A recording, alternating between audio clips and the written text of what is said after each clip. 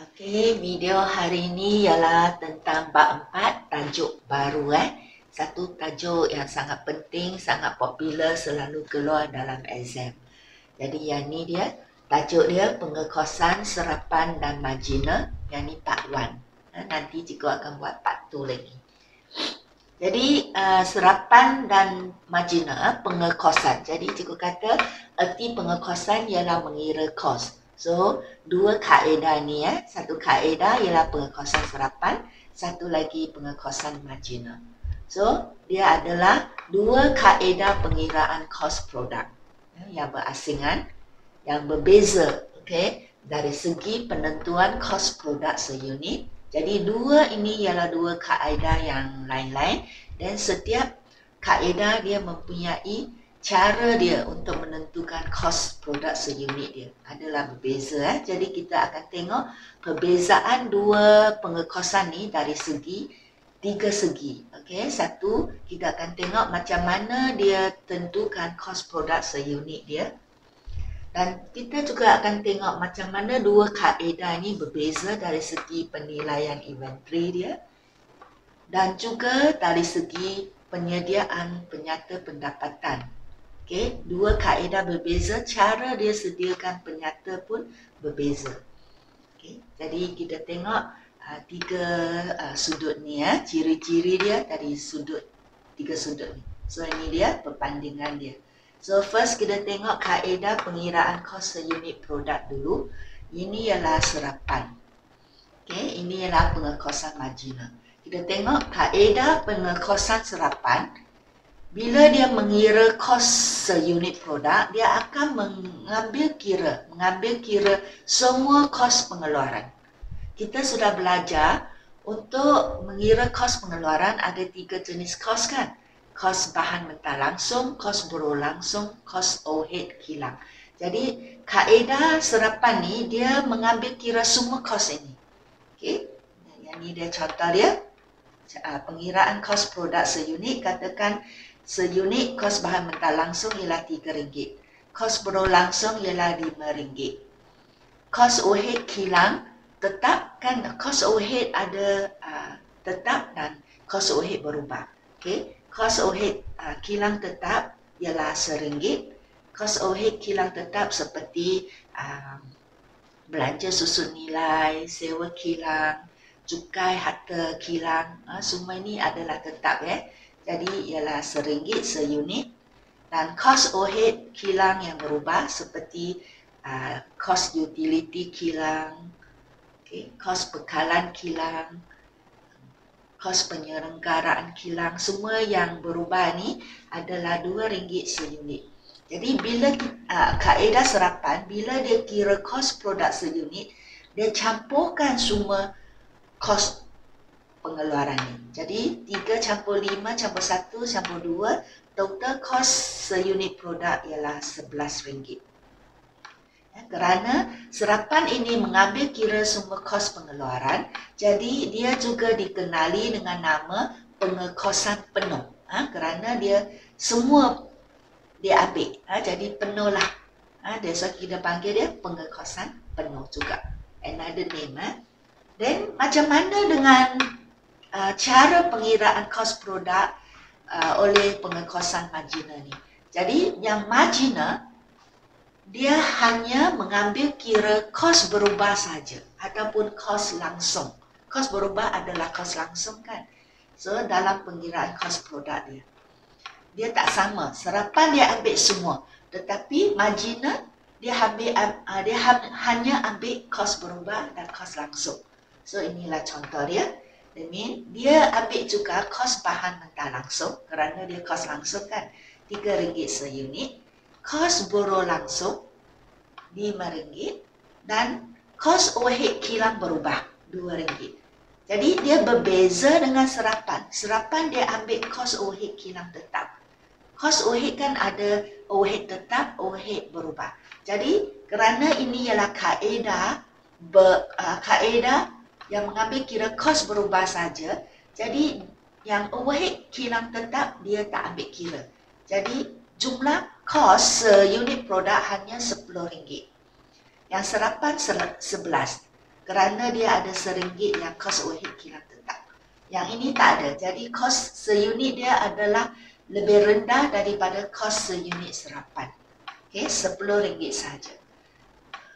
Jadi ini ya perhatian perkara penting. Bila kira kos, okey, untuk marginal adalah tak termasuk kos overhead kilang tetap okey, dia tak masuk kos overhead kilang tetap tak ada. Jadi kerana dia hanya mengambil kira kos yang berubah.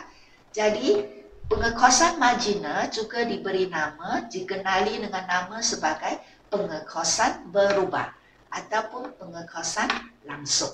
Kerana kos berubah adalah kos langsung kan. So dia ada nama juga berubah atau pengekosan langsung. Okay, kita tengok cara penilaian inventory. Okay, untuk yang serapan, nilai inventory mengandungi nilai semua jenis kos pengeluaran. Ialah kerana bila kita kira kos seunit, dia sudah masuk semua kos pengeluaran kan. Jadi bila dia nilaikan inventory akhir dia, juga ikutlah macam mana dia cara dia nilaikan kos keluaran dia.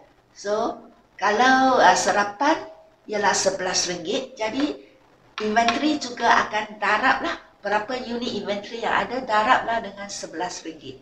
Termasuk kos overhead kilang tetap. So, kos overhead kilang tetap yang ada di dalam kos inventory akhir ni akan diinventorikan, tersimpan dalam inventory akhir itu sehingga inventory itu dijual. Okay, ini satu perkara yang penting berbeza dengan marginal. Kos overhead kilang tetap yang dalam kos inventory akhir, okay, dia akan tersimpan dan kos ini tak menjadi belanja. Dia hanya akan menjadi belanja sehingga inventory itu dijual. Contoh, erti dia di sini kos overhead kilang tetap yang ada di dalam nilai kos inventory akhir ni hanya akan direkod sebagai belanja apabila inventory akhir ini dapat dijual, katakan pada tahun depan. Selagi dia tak dijual, dia akan tetap direkod sebagai kos dan bukannya sebagai belanja. Okay. Kita sudah belajar dalam bab 1 kan, apakah definisi belanja? Ialah kos yang telah diguna, yang telah memberi manfaat ataupun hasil kepada perniagaan. Kita sudah guna kos itu, jadi dia sudah dianggap sebagai belanja. Jadi beza dia, sekarang I kata ini ialah cost. Cost mean you not yet use the money itu. Tetapi when I say belanja, that mean you already use up the money.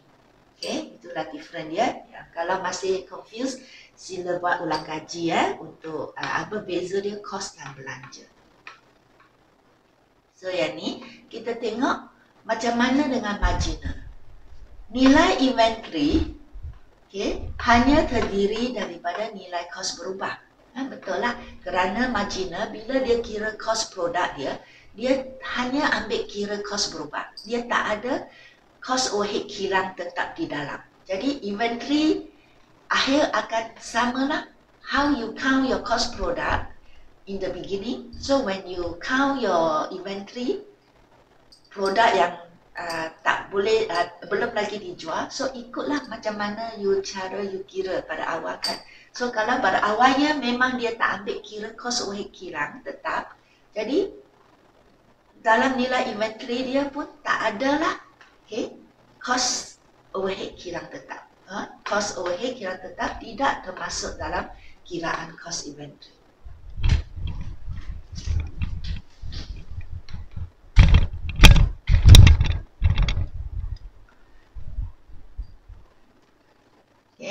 Dalam kaedah pengekosan marginal, semua kos overhead kilang tetap tidak akan dimasuk kira dalam kos produk. Seperti yang cikgu sudah kata pada first point. Dan ke mana pergi kos overhead kilang tetap tu? Kalau tak masuk kira dalam kos produk, so kan, tapi dia memang ialah satu kos kan yang perlu dibayar nanti. Jadi ke mana pergi. So, yang ni dia akan direkod sebagai cost tempo. Okay? Dia adalah direkod sebagai cost tempo. Cost tempo kita sudah belajar dalam bab 1. Okay? Di mana kos adalah berasaskan fungsi. Kos tempo ialah macam kos pejabat, kos pentadbiran. So, dia direkod sebagai kos tempo, iaitu belanja untuk tempoh semasa. Dia dianggap sebagai belanja untuk tahun itu.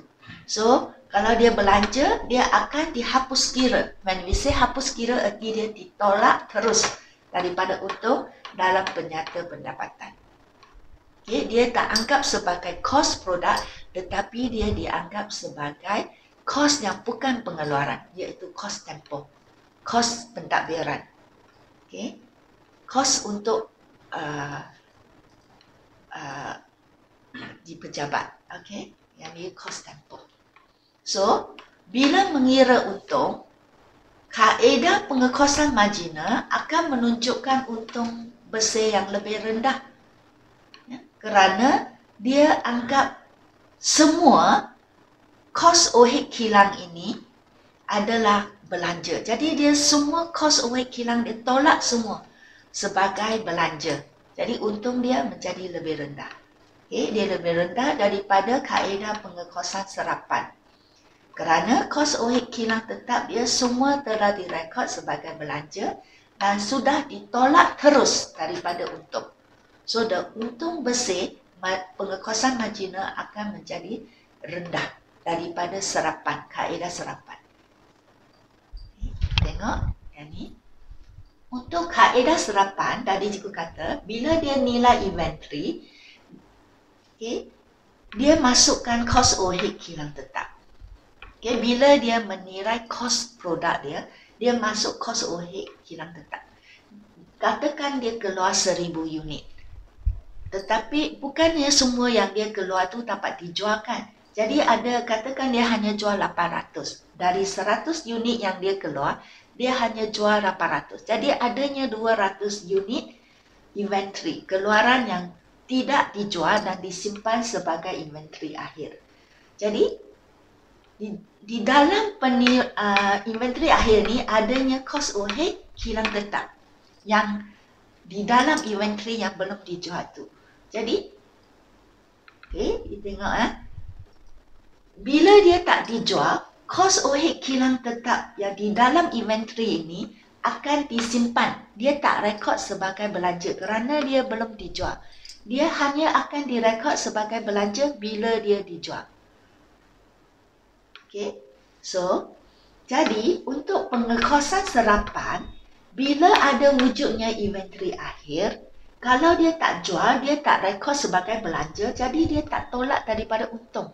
So, untung bersih akan menjadi lebih tinggi lah. Sedangkan yang marginal sudah semua cost overhead kilang tetap dianggap sebagai belanja dan tolak terus daripada untung. For serapan, dia tidak. Kalau barang itu tak dijual, the cost overhead kilang masih disimpan. Tak direkod sebagai belanja. Jadi kalau dia tak rekod sebagai belanja, dia tak tolak daripada untung. Jadi untung bersih dia menjadi lebih tinggi daripada pengekosan marginal. Okay, tengok ini. Kerana sebahagian cost overhead kilang dia telah disimpan dalam inventory akhir. Tadi cikgu kata dia keluar 1000 unit kan. 200 unit ni tak rekod sebagai belanja lah kerana tak dijual. 800 unit yang sudah dijual, yang tu cost overhead kilang dia sudah dianggap sebagai belanja. Yang tak terjual saja, yang inventory saja disimpan. So, sebahagian sahaja disimpan. Yang sudah jual tu sudah direkod sebagai belanja, sudah ditolak daripada untung. So, yang sebahagian dia masih disimpan. Okay, dalam inventory akhir dia dan belum menjadi belanja. Yang sudah dijual tu sudah menjadi belanja. Okay, yang tak jual tu masih disimpan, belum menjadi belanja. Jadi menyebabkan untung bersih dia adalah lebih tinggi. Okay. Sedangkan yang pengekosan marginal, semua kos overhead kilang yang 1000 unit ni telah semua dianggap sebagai belanja. Okay. Jadi dia tak simpan mana-mana kos overhead kilang tetap. Jadi kalau semua sudah anggap sebagai belanja, jadi untung bersih dia menjadi lebih rendah. Okay, tak apa, nanti cikgu akan explain lagi dalam poin yang seterusnya. Okay. Ini poin yang ketiga. Dua kaedah ni juga berbeza dalam format atau cara dia sediakan penyata pendapatan dia. Okay. Kalau dia serapan, dia mengikut konsep kos berasaskan fungsi. Jadi dalam pandangan pengekosan serapan, kos ini hanya dibahagi kepada dua. Okay, kos di kelas ikut fungsi, iaitu kos pengeluaran ataupun kos bukan pengeluaran. Kos bukan pengeluaran arti dia kos pentadbiran oleh kos tempoh. So for that, they only look at cost as two things, kos pengeluaran or kos tempoh. So bila dia sediakan penyata pendapatan, dia akan ikut apa yang dipercayai oleh kumpulan ni. Okay, this group of people. So inilah format penyata pendapatan dia. Di mana you tengok, ini ialah penyata pendapatan. Dia terbahagi kepada dua grup kerana dia hanya percaya kos adalah kos keluaran atau kos tempoh. So you see, dia susun format penyata pendapatan dia ikut apa yang dia percayai. Kos keluaran di atas, lepas tu kos tempoh di bawah. So ini dia, bila sediakan penyata pendapatan, mesti kita akan mula daripada hasil kita kan, lepas tu tolak kos. So sama, actually pengekosan serapan, cara dia sediakan penyata pendapatan ialah cara yang you so far sudah belajar all the while. So actually what we learn, account penyata pendapatan actually is the actually we follow this pengekosan serapan. Okay, dia macam ni. Hasil jualan, tadi cikgu kata kalau dia keluar 1000 unit keluaran, dia dapat jual hanya 800. Katakan satu unit jualan ialah RM50. Jadi jumlah hasil dia RM40,000. So, untuk dapat untung mesti tolak kos kan? So, seperti biasa you belajar lah. Dia akan tolak kos jualan ataupun in form 6 lah to use the word kos barang dijual. So, di sini biasa you akan belajar belian kan? Tak ada. Costing as I say always kita anggap kita ini adalah kilang, boleh buat sendiri. So, adanya kos pengeluaran. Jadi, kos pengeluaran ialah kan kita keluar 1000 unit dan satu kos ialah satu unit keluaran ialah RM11. Okay, seperti tadi cikgu sudah ajar, cikgu guna balik contoh yang tadi itu. Okay, yang ni. Okay, kos keluaran dia ikut serapan, dia masuk kos bahan mentah langsung, kos buruh langsung RM5, kos overhead kilang tetap RM1, kos overhead kilang berubah RM2. So total keluar kos seunit ialah RM11. Okay. Dia. So dia keluar 1000 unit, jadi kos keluaran seunit RM11. Jadi darablah, you dapatlah jumlah kos keluaran 11,000. So as I said, kos barang dijual erti dia kos barang yang dijual pada harga kos kan.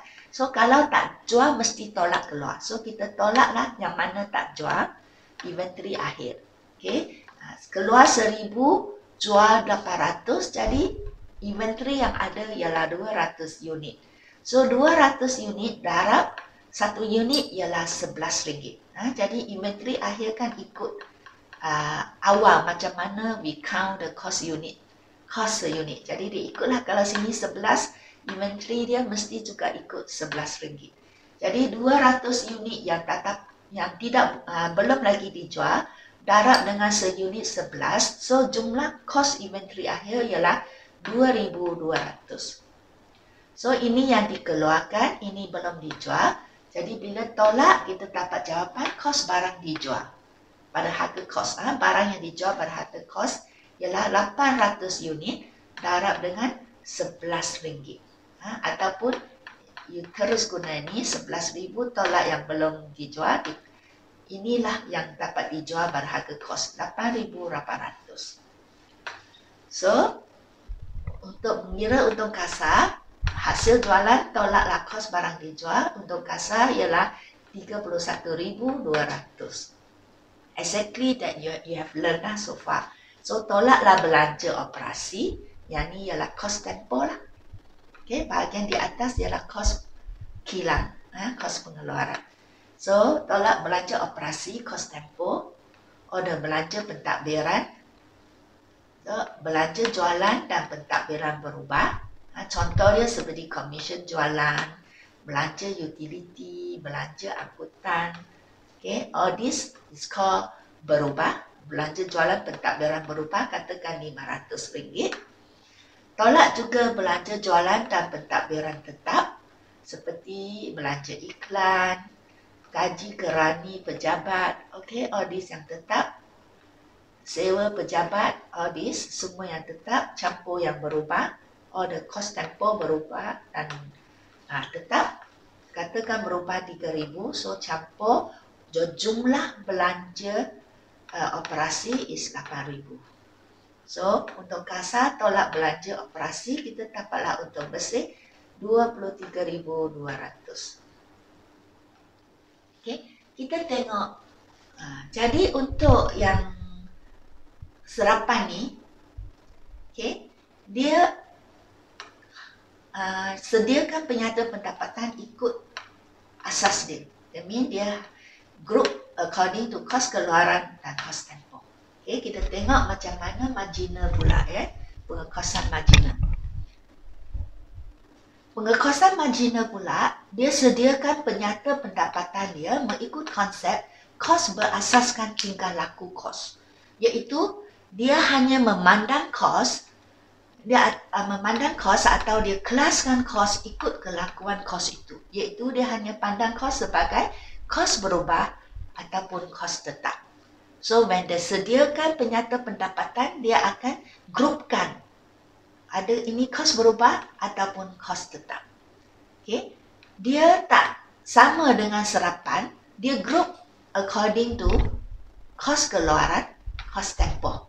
Untuk yang serapan, dia tak kisah dia berubah atau tetap. Bagi pandangan dia, I just look at the kos kilang, kos keluaran, and kos pentadbiran, kos office. So, for me, it's like that. So, for me, I tak kisah berubah atau tetap. So, dia hanya group according to kos tempoh.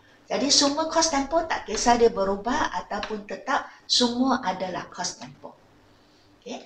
Tetapi untuk marginal, dia pentingkan berubah tetap. Okay. Dia tak pentingkan adakah ni kilang ataupun kos pejabat. Dia tak kisah. Okay, so kita tengok macam mana disediakan. Ini format penyata pendapatan. So, hasil jualan sama 800 unit darab kos jualan seunit RM50. So, hasil jualan RM40,000. Exactly the same. So, item dia semua sama. But cara dia sediakan, the susunan saja berbeza. Okay. Then, as I said, dia hanya pentingkan kos berubah dan kos tetap. So, kos berubah letak di atas. Okay, kos berubah ini actually is the kos kilang lah, but for them that is kos berubah. So, kos berubah ada dua kos berubah. Satu ialah kos pengeluaran yang dikira hanya mengikut kos berubah. So, we call it kos pengeluaran berubah. Ya, di mana dia tak ambil kos overhead kilang tetap kan, jadi hanya RM10 sahajalah. Okay. Yang ini dia termasuk kos bahan mentah langsung RM3, kos berlangsung RM5 dan kos overhead berubah RM2. Dia tak masuk yang RM1 kos overhead tetap tu. Okay. So, dia kira kos pengeluaran hanya berubah saja jadi RM10,000.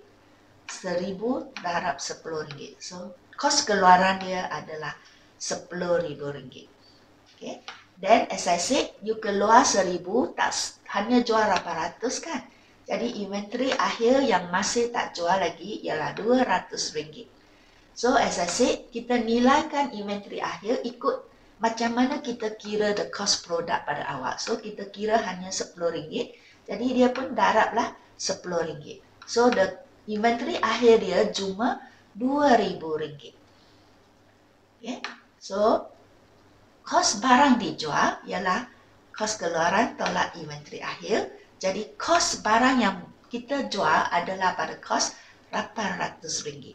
Okay. RM10,000 tolak RM2,000 ialah RM800, ialah kos barang yang kita jual. So as I said, untuk marginal dia grupkan kos berubah semua dulu. Jadi dia kena campur, kos barang dijual ni kena campurlah dengan belanja jualan dan pentadbiran berubah. Okay, all the cost berubah you put on top. So kita ikutlah sama seperti nilai yang tadi. Okay, yang belanja jualan pentadbiran berubah kan RM5,000 kan. So sama juga kita letak RM5,000. Okay, so kos barang dijual yang berubah, kos belanja jualan pentadbiran yang berubah, semua kos berubah, jumlah dia ialah RM13,000. Jumlah kos berubah. So hasil jualan tolak jumlah kos berubah, kita dapatlah untung kasar. Tapi kalau dia marginal, dia tak panggil untung kasar. Dia panggil dia nama margin caruman. Actually dia maksud dia sama dengan untung kasar. Tapi dia istilah lain saja. RM27,000 lah margin caruman. Dan sudah dapat margin caruman, kita kena tolak lagi kos lain kan, belanja lain, barulah dapat untung bersih. So di sini marginal, as I said, dia grupkan kos berubah di atas, ialah kos keluaran dia, dan lepas tu kos tetap di bawah. Okay, semua kos tetap. Dia tak kisah ini ialah kos kilang ataupun kos office. Bagi dia, dia nampak kos berubah, kos tetap. Jadi semua kos berubah di atas, termasuk kos keluaran kilang dan cost office berubah. Oh, cost berubah on top. Then after this, barulah tolak semua cost tetap. Jadi cost tetap termasuklah cost tetap kilang dan cost tetap office. So, ya, dia nampak dari segi berubah dan tetap. So, cost tetap kilang, tadi cikgu sudah kata, marginal ni dia tak, bila dia kira cost keluaran, dia hanya guna cost berubah. Jadi, cost kilang tetap ke mana pergi? Dia akan rekod dia sebagai belanja lah. Tolak daripada untung. Ini kan margin caruman seperti untung kasar kan. Jadi dia anggap semua kos overhead kilang yang dia keluar 1,000 unit kan. 1,000 unit tu kos overhead kilang ialah RM1. Jadi dia anggap semua kos overhead kilang 1,000 ini sebagai belanja. Tolak daripada untung. So nanti untung menjadi kurang. Okay. So inilah kos overhead kilang dan juga kos overhead pejabat, office. Belanja, jualan dan pentadbiran tetap. Okay, semua kos tetap di bawah ialah RM3,000. Okay, samalah, cikgu guna nilai yang sama. Okay, RM3,000. So jumlah kos tetap ialah RM4,000. So margin caruman tolak kos tetap, kita dapatlah untung bersih RM23,000. So you akan dapati untung bersih serapan adalah lebih tinggi daripada untung bersih ini. Ini ialah 23,200. Tetapi serapan hanya 23,000.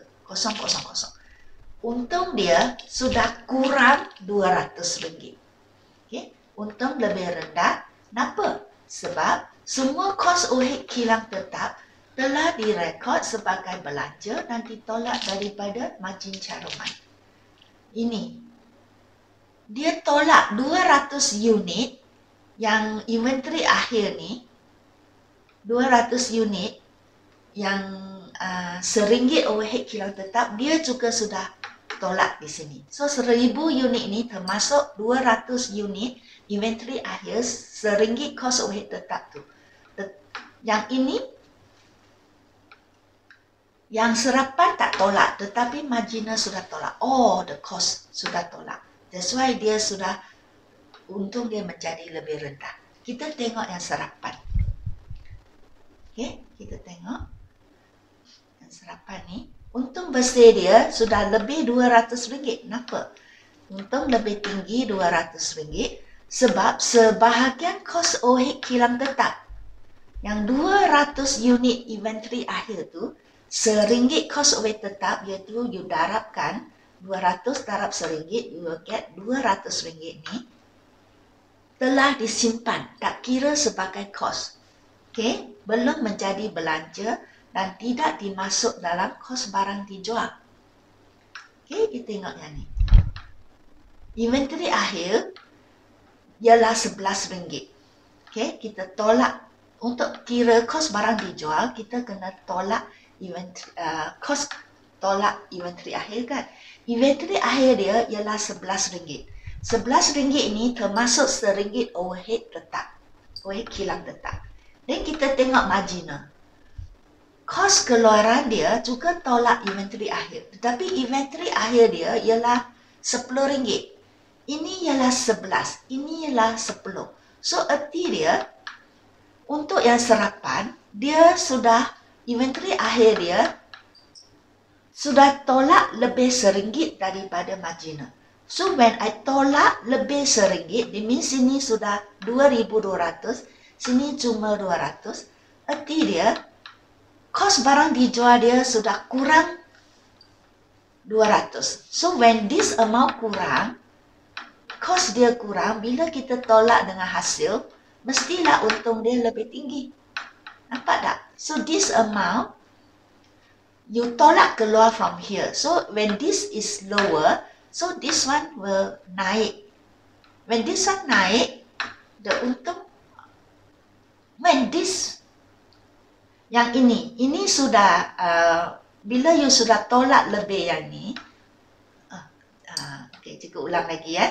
Bila kita sudah tolak ini, this nilai menjadi tinggi, so this one akan menjadi kurang. Okay, this nilai berturun. So when this nilai turun, kita tolak dengan hasil, so the untung akan tinggi. Okay, so cikgu sudah ajar dulu kan, bila inventory akhir dia, this one is lebih tinggi, when in semester 1. Lebih tinggi inventory akhir, lebih tinggilah untung kita.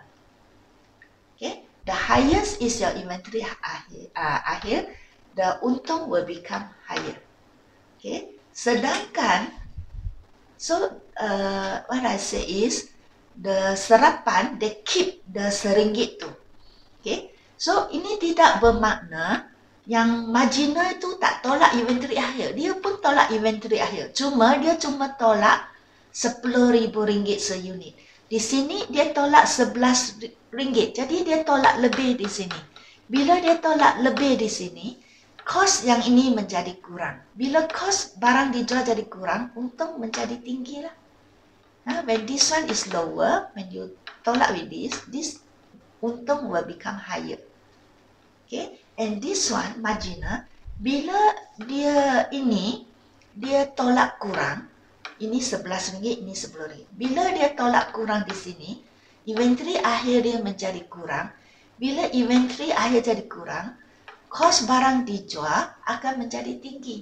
So when this one tinggi, okay, the cost tinggi, so your untung will become lower. Okay, jadi mungkin yang ini you rasa susah nak faham, nanti cikgu akan explain lagi, okay, dalam video yang kedua.